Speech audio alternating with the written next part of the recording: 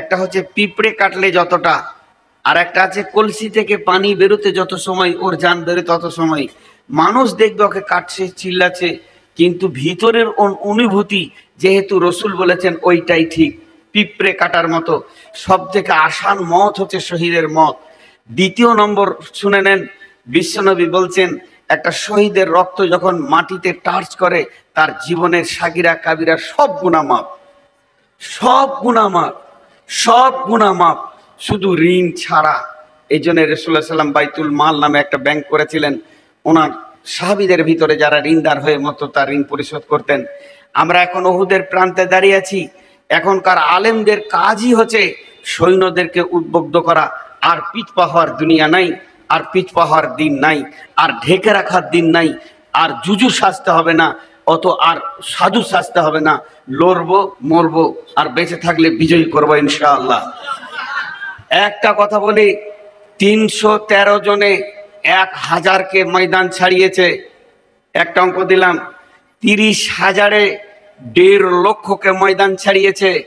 আমাদেরই বংশ, আমাদেরই রক্ত, আমাদেরই ঈমানওয়ালা ভাই। 5,000-এ 5 লক্ষকে ময়দান ছাড়িয়ে রোম সম্রাটকে দখল করেছে।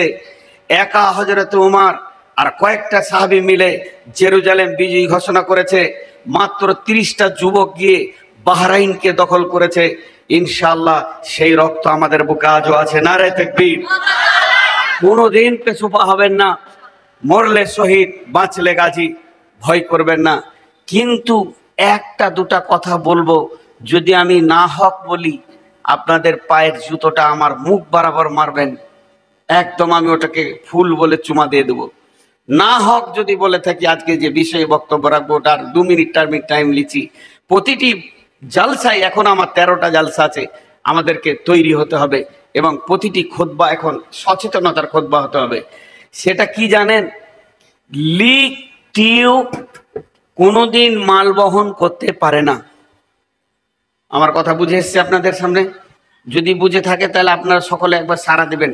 ডাম্পারে 63 টন পাথর যাচ্ছে, কিন্তু একটা ভোল্টপিন না থাকার কারণে হাওয়া 4টা চাকাতেই নাই, এক চাকা যাবে না। মানে যে টিউবে লিক আছে তার দ্বারা মাল বহন করা সম্ভব। তাহলে আমাদের লিকগুলো আগে মারতে হবে, আমাদের লিকগুলো আগে মারতে হবে, না হলে আমাদের দ্বারা ইসলামকে পৌঁছানো সম্ভব হবে না। আমাদের লিক মারা নাই বলে ওরা সুযোগ পেয়েছে। সেটা কি? দুঃখের সঙ্গে বলছি, মসজিদ ওরা কেড়ে নিল, মসজিদ ওরা কেড়ে নিল। আমার সঙ্গে শব্দ দিয়ে উত্তর দেন, মসজিদ ওরা। এটা ঠিক না আগে আমরা মসজিদ ছেড়েছি? এটা ঠিক। এই লিকটা কে মারবে? আগে আমরা মসজিদ ছেড়েছি, তারপরে ওরা নিয়েছে, দেখছে যে এদের কাজে লাগবে না।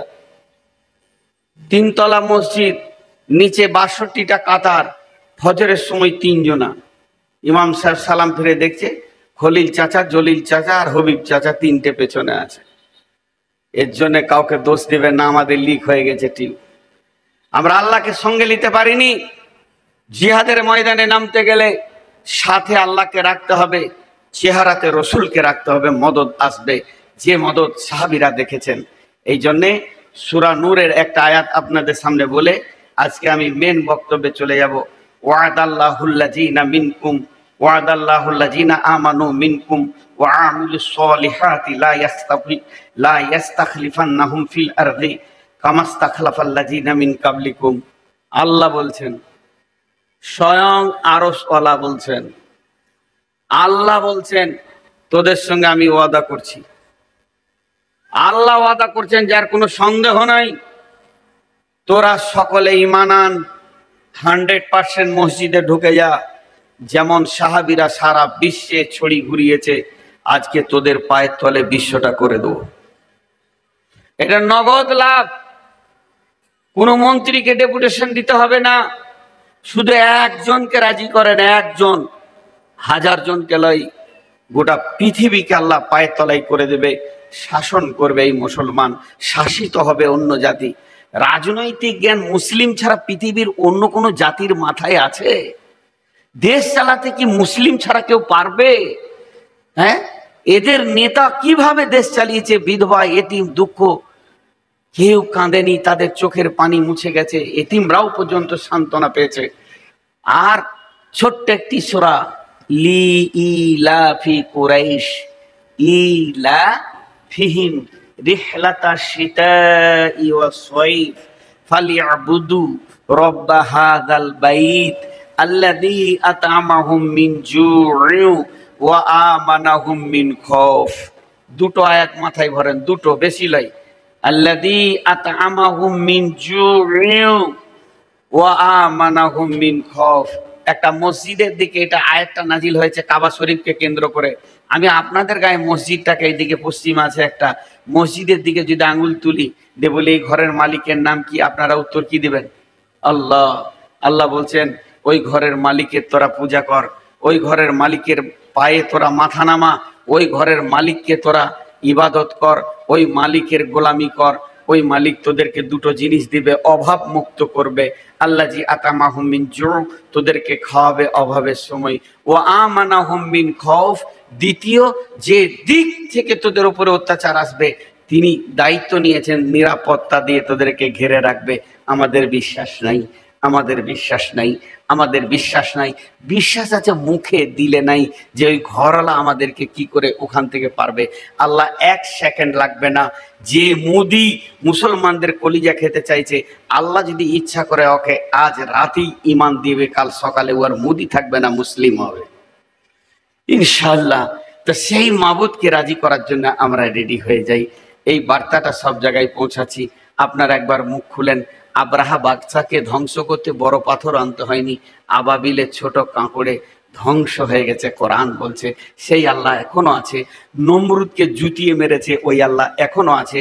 ফেরাউনকে ডুবিয়ে মেরেছে ওই আল্লাহ এখনো আছে।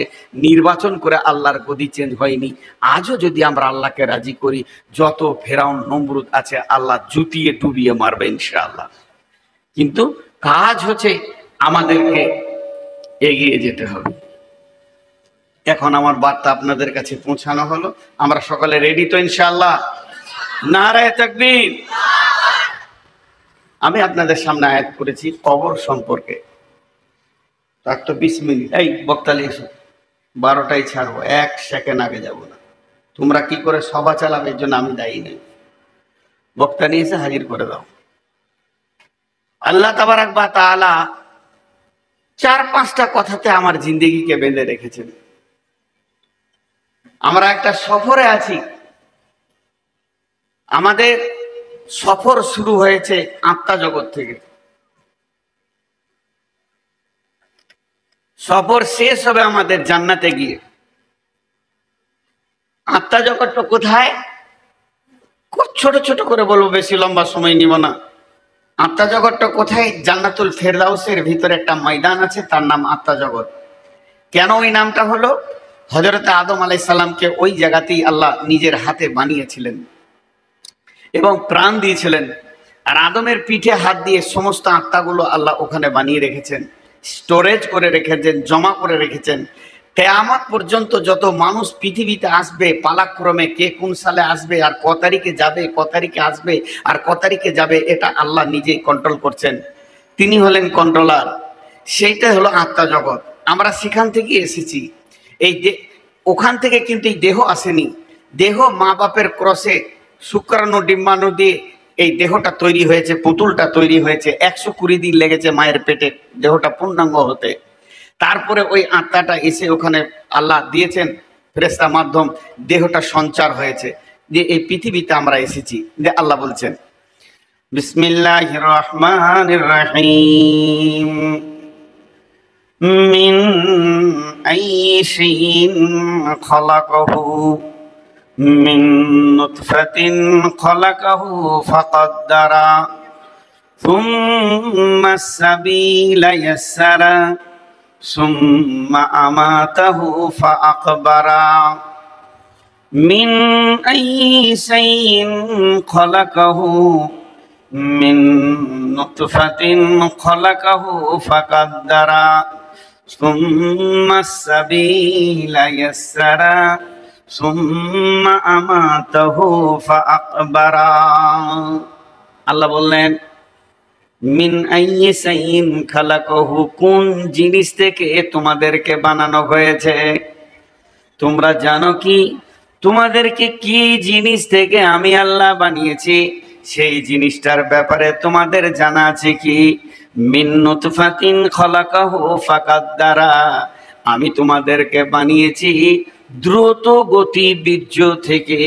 মেয়েদের বীর্যতে ডিম্বাণু, পুরুষের বীর্যে শুক্রাণু, এই দুটি বীর্যকে আল্লাহ তাবারাক ওয়া তাআলা বলছেন ওয়াস-সামাই ওয়াত-তারিক ওমা আদরাকা মাত-তারিক আন-নাজমুস সাকিব ইন কুল্লু নাফসিন লাম্মা আলাইহা হাফিজ ফালইয়ানজুরিল ইনসানু মিম্মা খুলিকা মিম্মা ইনদাফিক ইয়াখরুজু মিন বাইনিস সুলবি ওয়াত তারাইব ইয়াখরুজু মিন বাইনিস সুলবি ওয়াত তারাইব। আল্লাহ তার ফ্যাক্টরি সম্পর্কে বলছে, পুরুষের মেরুদণ্ড হাড় থেকে, মেয়েদের বুকের ভিতর থেকে, দুই জায়গা থেকে সম্পদ নিয়ে আমি আল্লাহ তোমাদেরকে বানিয়েছি। মানুষ নামে প্রাণীটা আমি বানিয়েছি।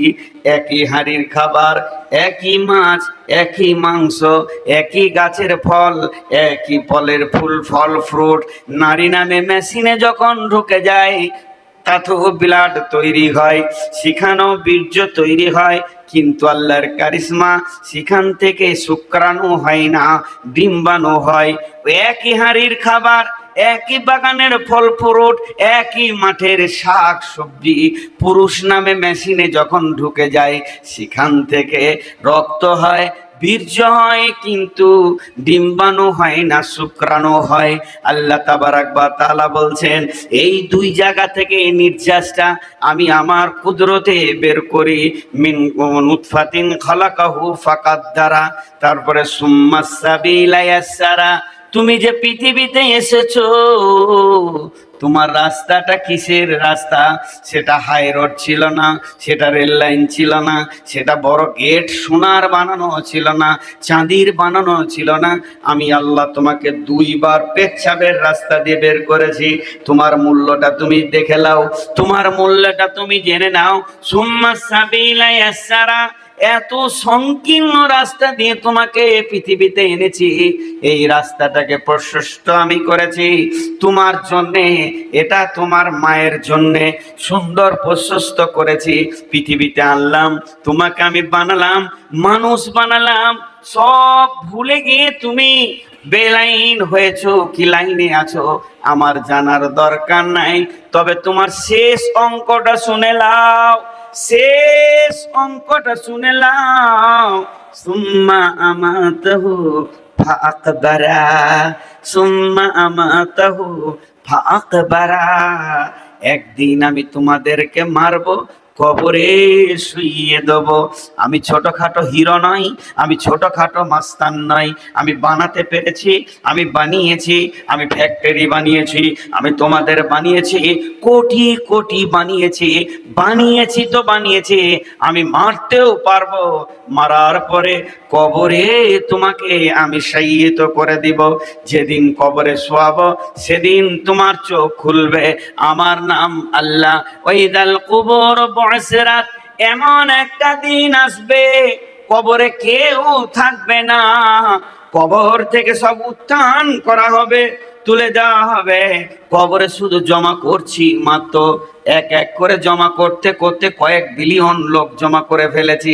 আল্লাহ জন্মের ব্যাপারে বলছেন, ইয়া আইয়ুহান নাসুত্তাকু রাব্বাকুমুল্লাযী খালাকাকুম মিন নাফসিন ওয়াহিদাতিন ওয়া খালাকা মিনহা যাওজাহা ওয়া বাসসা মিনহুমা রিজালান কাসীরা ওয়া নিসা ওয়াত্তাকুল্লাহাল্লাযী তাসাআলুনা বিহি ওয়াল আরহাম ইন্নাল্লাহা কানা আলাইকুম রাকিবা।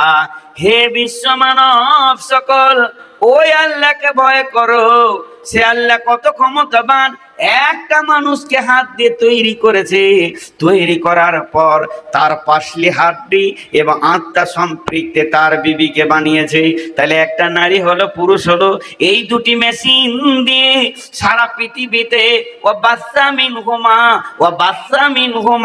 গোটা বিশ্বটাকে ভরে দিয়েছে মানুষ আর মানুষে, অনেক নারী এবং অনেক পুরুষে ভরে গেছে। আল্লাহ তাবারাক ওয়া তাআলা বলছেন, তুমি ওই আল্লাহকে ভয় করো যে এতগুলো মানুষের পপুলেশন দিয়ে দিয়েছে। জানো ককটি কবরে চলে গেল, এখন জমা হচ্ছে এখানে, হতে হতে হতে হতে হতে হতে জমা যেদিন শেষ হবে, শেষ লোকটা যেদিন মারা যাবে, সুম্মা নুফিকা অনুফিকা ফিস-সূরি ফাসাইকা মান ফিস সামাওয়াতি ওয়াল আরদি, একদিন পৃথিবীকে আমি ধ্বংস করে দিব, একসাথে সব মরবে। এখন এক দুই করে মরছে, সব মরে যাবে। আর ইল্লা মান শা আল্লাহু সুম্মা নুফিকা ফিহি উখরা, এবং দ্বিতীয় সুর যখন ফুঁকব, কবর থেকে সবগুলোকে তুলে হাসরের ময়দানে জমা করব। কবর একটা জায়গা, কতদিন এখানে থাকতে হবে? কি হয়েছে এটা? অনুরোধ, আপনার সময় 12টা 30। আপনার বলতাম কি নামাই না, তার অনুরোধ মানব। 8 তারিখে ডেট দিয়েছে। ও কোন শহরে ছিল ওটা আমি দেখবো না। 8 তারিখে ডেট নিয়েছে না জি?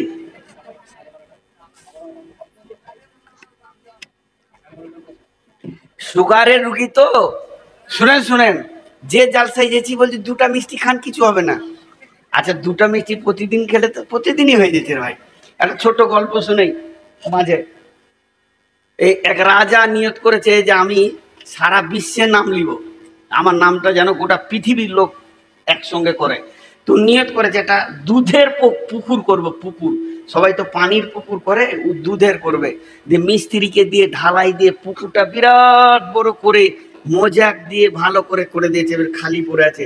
আর লম্বা একটা ড্রেন করেছে, আর এলাকার সমস্ত ঘোষকে বলেছে সব 1 কলসি করে পানি দিবি, 1 কলসি করে দুধ আজ রাতে দিয়ে দিবি। তাহলে 1 কোটি ঘোষকে বলেছে তোরা কোথা পাবি জানি না, এক কলসি দুধ এই ড্রেনে ঢেলে দিবি, সকালে উঠে দেখবো যে হ্যাঁ দুধের পুকুর হয়ে গেছে, আমার নাম হয়ে যাবে, ইংলিশ চ্যানেলে আমার নাম চলে আসবে, মিডিয়া জেনে নেবে। এবারে আঁধার রাত, রাজা সারা রাত ঘুমাইছে আর আনন্দ করছে, সকালে দুধের পুকুর দেখবে। সকালবেলায় গিয়ে দেখছে পানির পুকুর, দুধ নেই। তো বলছে ঘোষটিকে ডাক, যে জেলে ভরেছে সবটিকে, জেলে ভরে একটা করে বার করছে আর লাঠি করে 2 বাড়ি করে দিয়েছে। আর বলছে ঠিক করে বল কি দিয়েছিলি? স্যার আমি মনে করছি সবাই পানি দিচ্ছে, দুধ দিচ্ছে, তা আমি পানি দিই না, আমি 1 কলসি পানি দিয়েছি। সবাই পানি দিয়েছে, দুধ কেউ দেয়নি। বুঝতে পারছেন তো? তো আজকে একটু চালিয়ে দেন। এটা তো প্রতিদিনই লোক বলছে আজকে চালিয়ে দেন, আর আমি সুগারের রুগী 12টার আগে নামতে চাইছি। এটা হবে না কোনোদিন। জিদ করে নেমে যাবো, তাইলে ওরা বুঝবে যে এটা করে, নাহলে প্রতিদিন হচ্ছে। যাক, অন্যদিকে চলে যাচ্ছে। তো আল্লাহ তাবারাক ওয়া তাআলা বলেন, এবারে কবরে আদম প্রথম শুয়েছে, হাবিল কাবিল। তো কখন শুয়েছে ডেট তারিখটা জানি না। আমরা একদিন জিজ্ঞেস করছি, একটা সাইকুল হাদিসকে আমি নিজে প্রশ্ন করছি যে বলতো আদম আলাইহিস সালাম কতদিন আগে পৃথিবীতে ছিল, কতটি বছর আগে? এটা বলতে পারলে বোঝা যাবে যে এতগুলো মাল যে পৃথিবীতে তৈরি হয়েছে, এখন 800 কোটি আছে, তাহলে ওই দুটো প্রথম শুরু হয়েছে, এতগুলো হয়ে গেল এত বছরের মধ্যে। তা আল্লাহ তাবারাক ওয়া তাআলা বলছেন প্রথম কে শুয়েছে ক তারিখে আল্লাহই জানেন। কিন্তু যেদিন পৃথিবী ধ্বংস হবে, সবাই একসঙ্গে মাটি চাপা পড়ে যাবে, কিন্তু সেই দিন একটা জোনাকি পোকা পিপুলিকা বেঁচে থাকবে না, প্রাণ যতগুলো আছে চলে যাবে। ইল্লা মান শা আল্লাহ, আল্লাহ যাকে ইচ্ছা করবেন তাকেই বাঁচিয়ে রাখবেন, এটা একটা আলাদা কথা। কিন্তু দ্বিতীয় সুর যখন ফুঁকবে, কবর থেকে উঠবে। ওই কথাটা আল্লাহ এক কথাই বলে দিয়েছেন, ওয়া ইদাল কুবুরু বুসিরাত, কবরে একটি থাকবে না, সব উঠে যাবে। পাগলা খাপা, ছোট বড়, নারী পুরুষ, শিক্ষিত অশিক্ষিত, সব ময়দানে উঠে যাবে। তা প্রথম সব থেকে কবরে কম দিন একটা লোক শুয়ে থাকবে, কদিন? কম কম, ওর থেকে কম কবরে কেউ শুয়ে থাকেনি। আল্লাহ বলছেন বিসমিল্লাহির রহমানির রহিম, ونفخ في الصور فصعق من في السماوات ومن في الأرض إلا من شاء الله ثم نفخ فيه أخرى فإذا هم قيام ينظرون। ইসরাফিল প্রথম সুর ফুঁকবে, ইসরাফিল দ্বিতীয় সুর ফুঁকবে। প্রথম সুর যখন ফুঁকবে পৃথিবীটা ধ্বংস হয়ে সমস্ত মানুষ মাটি চাপা পড়ে যাবে, গাছপালা, জমি জায়গা, ঘর বাড়ি, অট্টালিকার বড় বড় টাওয়ার, ফ্ল্যাট কিছুই থাকবে না। রেল স্টেশন, নদী নালা, খাল বিল একটা রুটির খোলার মতো ময়দান হয়ে যাবে। সমস্ত মানুষ যারা কবরে আছে কবরে থাকবে, আর যারা বেঁচে আছে তারা কবর অটোমেটিক তাদের হয়ে যাবে, মাটি চাপা পড়ে যাবে। তারপরে দ্বিতীয় সুর যখন ইসরাফিল ফুঁকবে সবাই কবর থেকে উঠবে। তাহলে প্রথম সুর থেকে দ্বিতীয় সুর পর্যন্ত সময় থাকবে 40 বছর। 40 বছর, তার মানে কবরে যে সব থেকে কম সময় ঘুমাবে আল্লাহ তাকে 40 বছর কবরে রাখবি।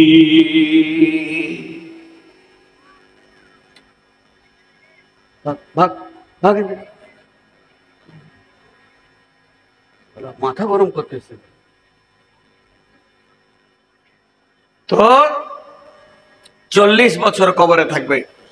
হাজি কবরে যাব না খালি একজন বলেন। মাঝে একটা কথা বলি, কবরের আরেকটা নাম আছে আলামে বারজাখ। ওই সময়কালটাকে বারজাখ বলা হয়েছে, মৃত্যুর পরের জীবন আর হাসরে মাঠে উঠার জীবন। বারজাখ শব্দটা কেন বললে, সবাই কবর পাবে না। আমরা যতজন আছি কজনের কপালে কবর আছে না নাই? কাউকে হয়তো পানি জাহাজে ডুবে মরে গেছে, কারো লাশ গুম হয়ে গেছে, কাউকে পুড়িয়ে দিয়েছে গাড়ি সহ আগুন লাগিয়ে, কাউকে হাঙ্গড়ে গিলেছে, কাউকে গুম করে দেওয়া হয়েছে, কারো লাশকে বস্তায় ভরে পচিয়ে দেওয়া হয়েছে। আর হিন্দু ভাইদের চিতাতে পোড়ানো হচ্ছে, বর্গীদের সুধা করে পুঁতে দেয়, খ্রিস্টানদের পূর্ব পশ্চিম সমাধি করে, আরেকটা জাতি আছে বসিয়ে রেখে তাকে পুঁতে দেয়। বিভিন্ন রকম করা হচ্ছে পৃথিবীতে। শুধু মুসলিমরাই কবর দেয় তাই না, ইহুদিরা দেয়, তাদের মতো তারা দেয়। তাই যে তার জন্য আল্লাহ নবী বলছেন এই সময়টাকে বারজাক কাল বলে। আল্লাহ রাসূল বলছেন বিসমিল্লাহির রহমানির রহিম, ইদা ওয়াদিয়াল মাইয়াতু ফিল কবরি আতাহু মালাকানে ফায়াকুলানে মান রাব্বুকা মা দীনুকা ওয়া মান নাবিয়ুকা। ইদা ওয়াদিয়াল মাইয়াতু ফিল কবরে, যখন মাইয়াতকে কবরে রেখে দেয়া হয়, আতাহু মালাকানে, তখন দুইটা ফেরেশতা আছে, তারা দুইজনা একই সঙ্গে বলে, একা একা বলে, একজন শুনে তা নয়, দুইজন দৌত কণ্ঠে বলে, ফায়াকুলানে মান রব্বুকা, তোমার রব কি, মা দীনুকা, তোমার দিন কি, মান নবিয়ুকা, তোমার নবী কে। আল্লাহ নবী বলছেন এই প্রশ্নটা শুধু মুসলিমদের হবে তা নয়, চিতাতে যখন মানুষকে শোয়ানো হয় ওকে আগুন দেওয়ার আগে ওই প্রশ্ন ওর হয়ে যাবে। বর্গীদের পোঁতা হয়, খ্রিস্টানদের সমাধি হয়, যত রকম হবে না হোক না কেন, মরার পরে বিদায়ের সময় তার সেই প্রশ্নটা হয়ে যাবে।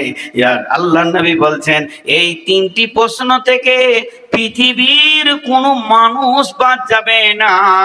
আল্লাহর নবী পরিষ্কার বলে দিয়েছেন, ইদা ওয়াদিয়াল মাইয়াতু ফিল কবরি আতাহু মালাকানে ফায়াকুলানে মান রাব্বুকা মা দীনুকা ওয়া মান নাবিয়ুকা। একটি মজার কথা কি, এখানে একটা মাইয়াত হয়েছে, জি, লাশটা এখানে পড়ে আছে।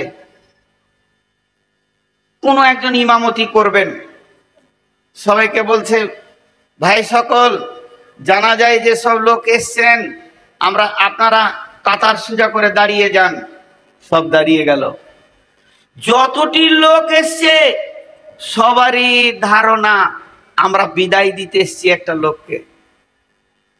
সবারই ধারণা হাজী সাহেব মারা গেছেন, ওকে বিদায় দিতে এসছি।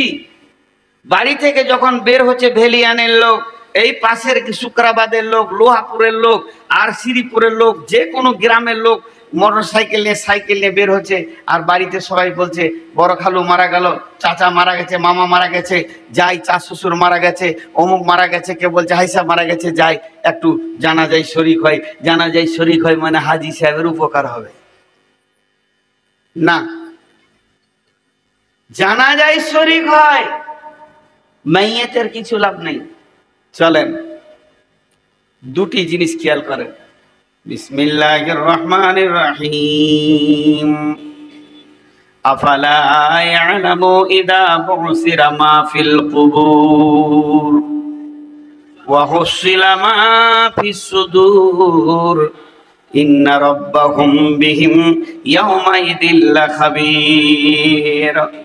আল্লাহর নবী বলছেন, যখন তুমি গোরস্থানের কাছে যাবে, আপনাদের পেছনে গোরস্থান রয়েছে, তো ওখানে গিয়ে বলো আসসালামু আলাইকুম ইয়া